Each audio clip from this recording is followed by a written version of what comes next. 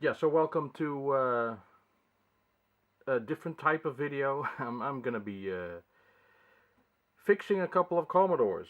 What you're looking at right now, I have two bread bins, right? They've been sitting in my loft. I've had them sitting there.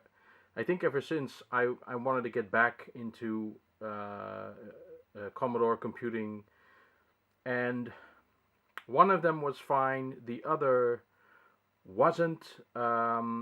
Eventually, I bought the C64C model, which has sort of become my daily driver. That works well. I've heat sinked it um, after a shoddy attempt, and then. But that is all not this board. This is the board of the Commodore of the bread bin Commodore that I had that worked, and it still does. But I'm gonna take you through a little story because I've already done a couple of things. I have another board that doesn't work, and I want to figure out why it doesn't work. It has a very common error, and it may be a simple fix, but I'm using Ray Carlson's guides as much as I can. But I've only made a couple of steps, and that's what I wanted to show basically. So what I have here is a 250407 revision board. And when I took it out of the case, it didn't look like this. First of all, I took off this rather modern, snappy-looking cover for the VIC chip. This actually has a heatsink, but this is the old ceramic, like the early style VICs. So this actually looks quite smart. I think this is the one that was built in the UK. Let me get the case.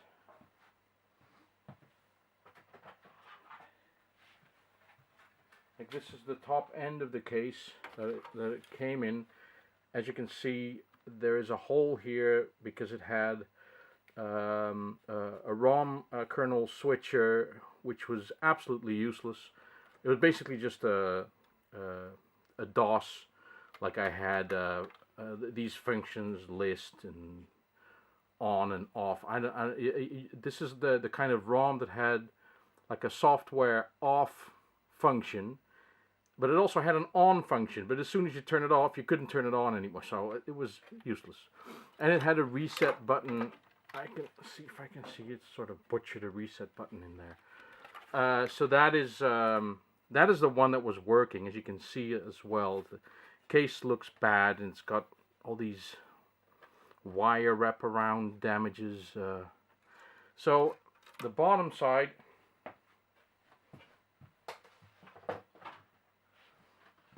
of course, it came with the old cardboard thing that you can just take out and throw away, which I did. The bottom side, see, this was made in Germany. The other one that I have was made in the UK. So so that's what it looked like. Now the reset button was this thing. These are band-aids, for Christ's sake. So this was a botched job, but it gets worse. These wires are connected to I think this is the user port, or is that the data port? I don't know, CN2 at least. This is the tape port. This is the other one.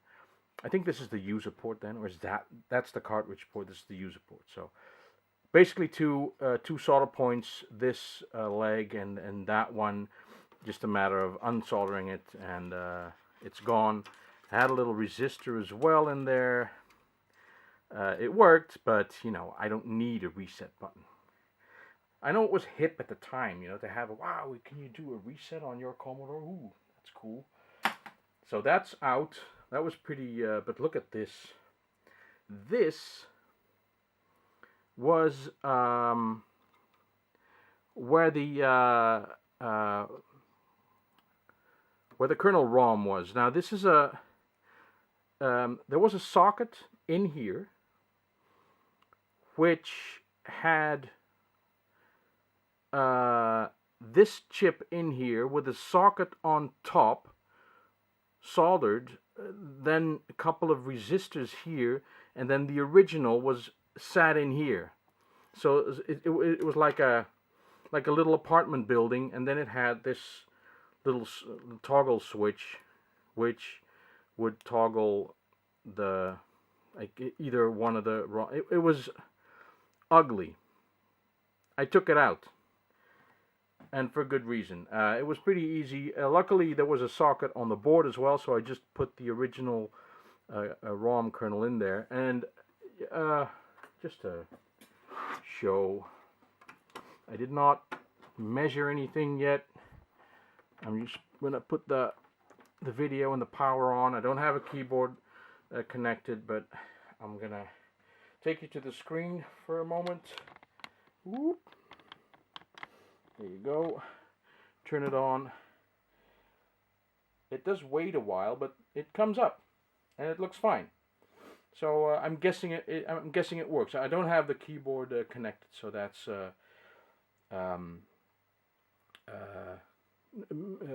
do that in the next video. So now let's look at the other one, because now that this one works without the stupid ROM, I can go ahead and maybe take chips out of here and put them in the other one to check which one's the problem. So let's go.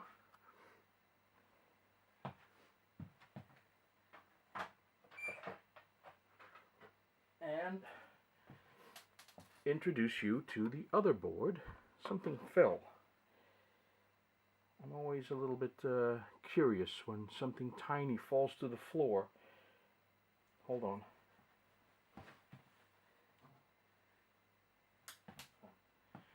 Just something out of my shoe. So this is the other board, the one that doesn't work. The 25425. Now I've removed the cover of the VIC chip. Now this one is built in the UK. This is one of those things with the soldered metal shielding, no heatsink, a VIC 2 here, a different board, different build up, different locations as well. The PLA is now here, the SID is now there. This isn't. I ran my finger along the CPU, and it's impossible to see from where you are, but it says 8500. So I think, but I'm not sure, that the later boards had the 8500 family of chips. So, and I don't think they were replaceable. So it may just the fact that this doesn't. I can't remember ever seeing this work.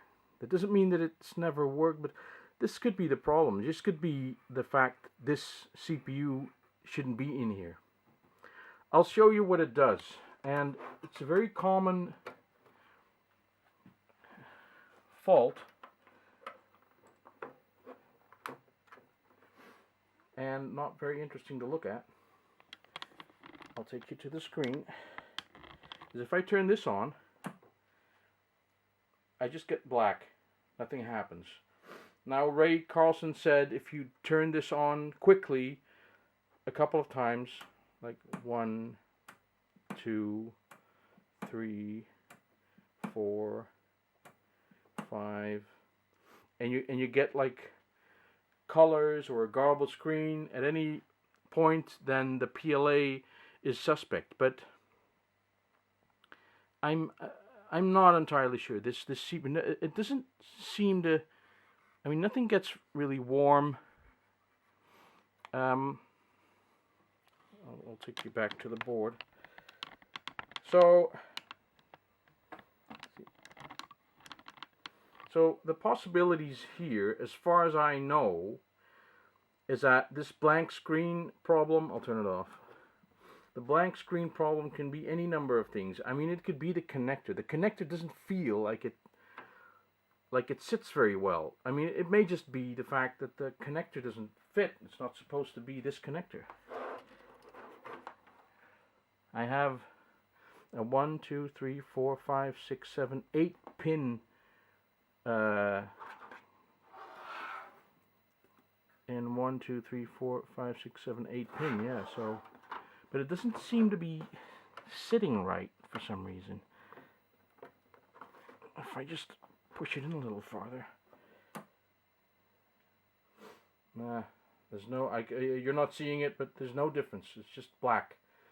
So, the blank screen, the old blank screen conundrum. I don't know what it is. But I'm going to try and throw around some chips. I'm going to try, I mean, if I want to try the PLA, I'm going to, this does not have a socket. So I'm going to have to desolder this, and I'm going to have to put a socket in there. I've never done that, so that'll be a first. All of a sudden I have a couple of sockets. What I could also do is just switch the CPUs out. If I can at all. It doesn't even look like they will fit. I don't know. Anyway, we'll just keep this this little project going and see where we end up. Alright, I've gone to war on this board. You can see I've sort of made a little workbench here. I've worked here before. What I forgot to mention in the previous little bit, this is the working board.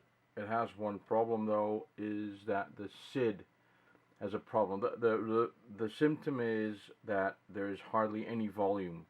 Unless I turn it up all the way, you can hear something far in the background. So, but before I do anything with the SID, I want to see whether I can get this working PLA off this board and socketed so that I can at least test that it works, because swapping the SID out from the board that's not working onto this one isn't going to help me, because I don't know if the SID there is good. So first of all, I want to see if the PLA is a problem there, and so I have to socket this thing. So this thing is my enemy at the moment. I've gone to war on the thing. I'll show you a little pan around of my this is just my desk where I work normally, but I've cleared a little space. I got a light, it's a little IKEA light here that gives me sort of a spotlight. It's not always helpful, but sometimes it is.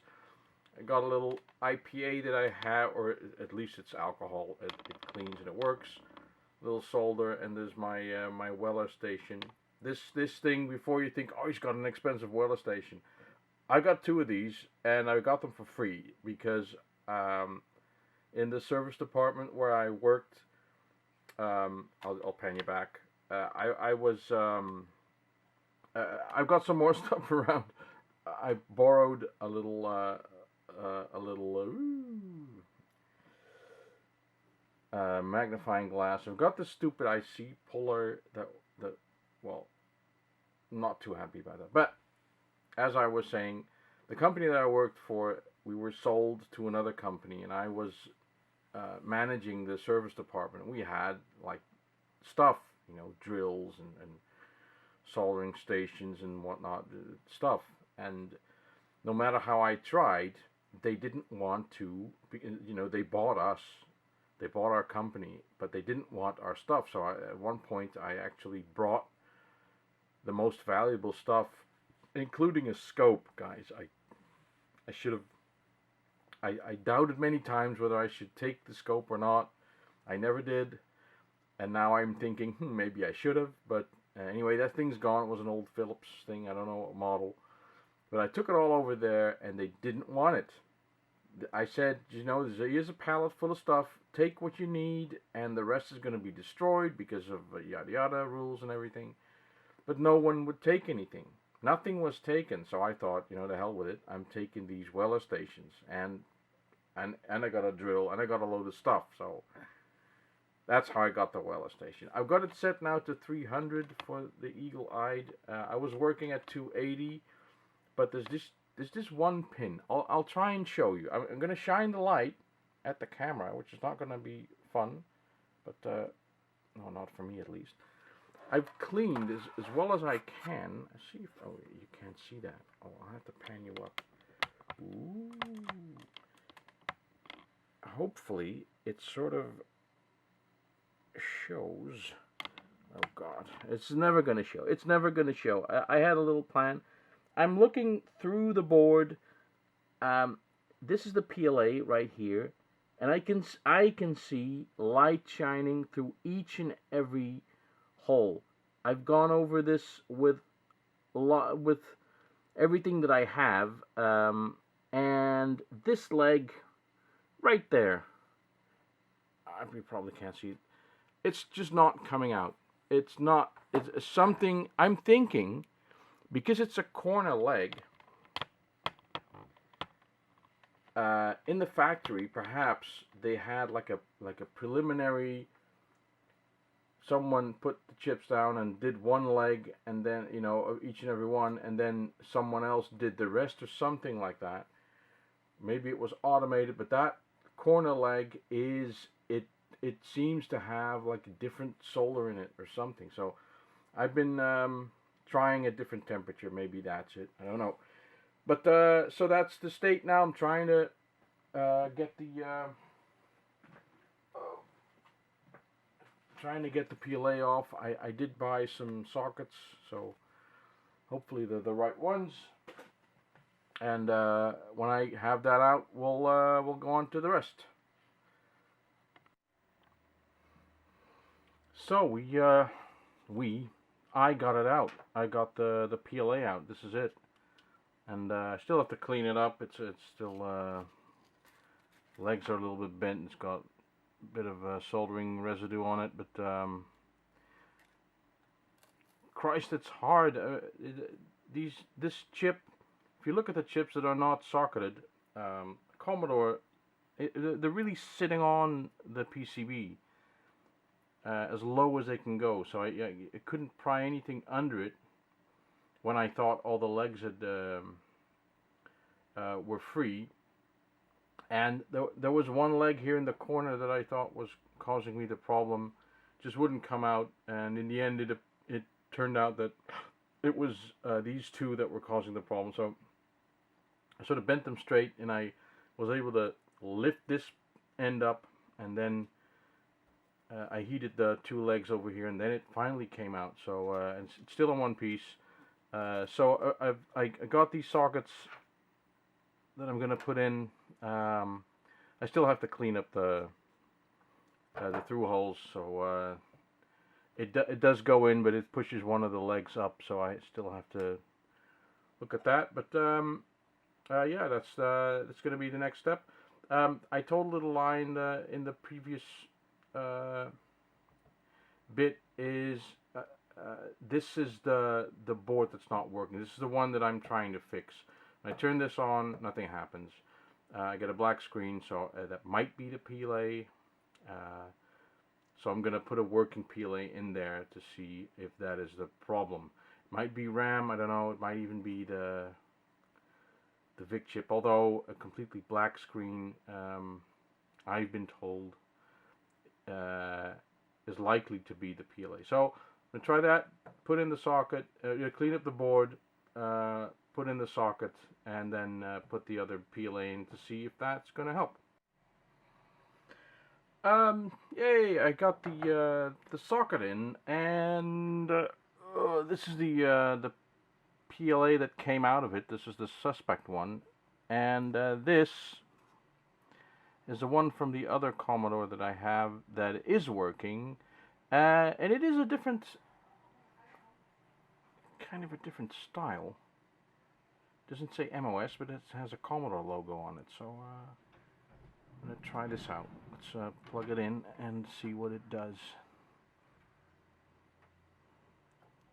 Make sure we've got all the legs straight.